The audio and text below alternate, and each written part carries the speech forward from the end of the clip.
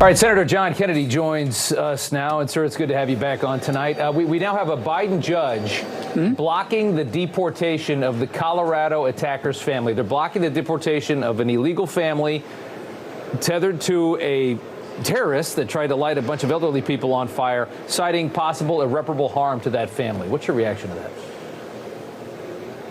Well, I need to read the opinion. I don't know the basis for it. I don't know whether a universal injunction's involved. Obviously, we've got a problem here with the federal judiciary, trying to exercise its power in terms of making policy. You know, I don't want to say too much, Rob, because I haven't read the opinion and I don't know the basis for their opinion. And I support our federal judiciary, but it's been the last 100 days has been very disruptive. Yeah, it certainly has been.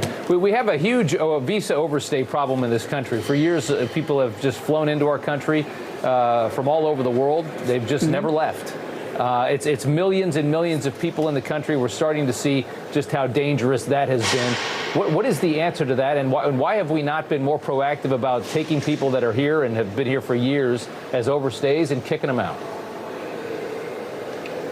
Well, what you allow is what will continue. You can write all of the laws that you want to, and we have plenty of laws on the books saying it's illegal to come into our country without permission. But if you don't enforce them, it has no consequences.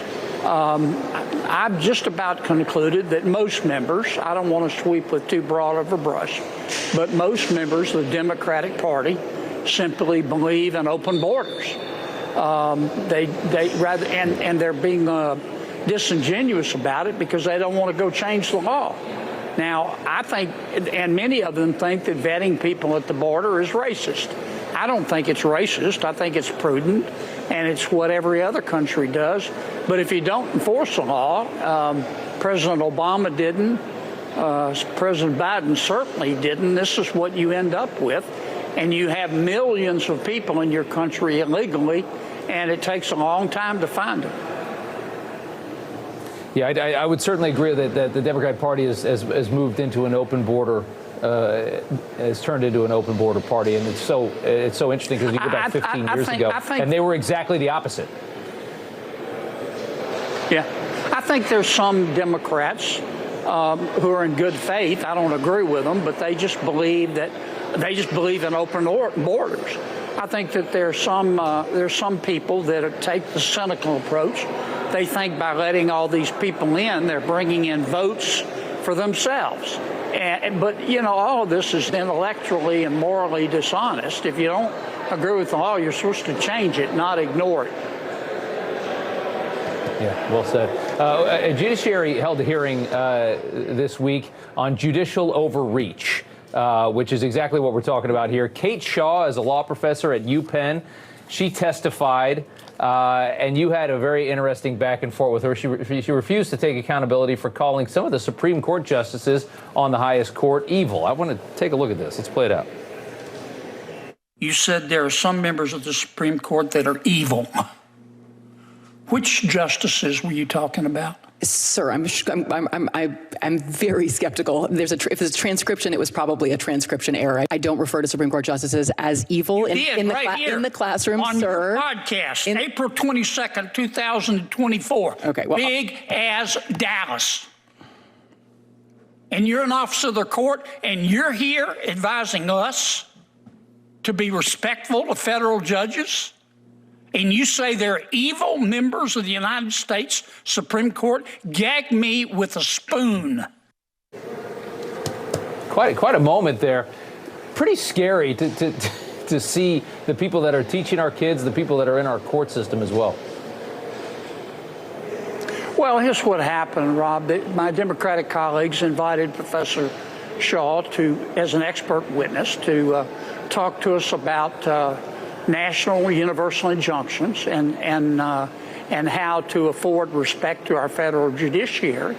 But I read her articles and I looked at her past behavior, and she has no principled position.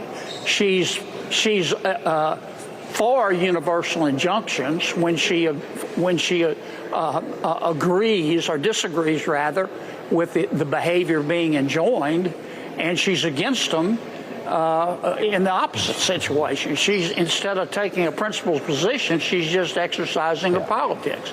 And then I found on one of her broadcasts she'd called Supreme Court justices evil, and she denied all of this. I mean, she just didn't tell the truth to the committee, and she's a professor at the University of Pennsylvania teaching our kids, and I think she ought to hide her head in the bag. It was quite a moment there. One more thing before I let you go. We've got this big, beautiful bill. I think it's left a lot of MAGA voters, a lot of Trump voters, a lot of conservatives in a place of, they're a bit confused on this thing. You've got Elon Musk that's become such a hero and has done such a great job in trying to expose government waste, really calling it a disgusting abomination is what he tweeted out about it. On the other side of it, you've got the White House really defending it and saying that this is, Scott Bessent saying this is, we're trying to cut, we're trying to do it in a responsible way.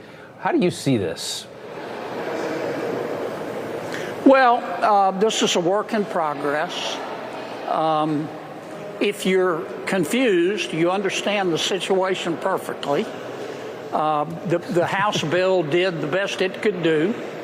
The bill is now before us in the Senate. We're going to try to improve it and improve it substantially. But look, this is America. Everybody's entitled to their opinion. I agree with Mr. Musk, for example, that we're not reducing enough spending, and we're going to work hard to try to reduce more spending.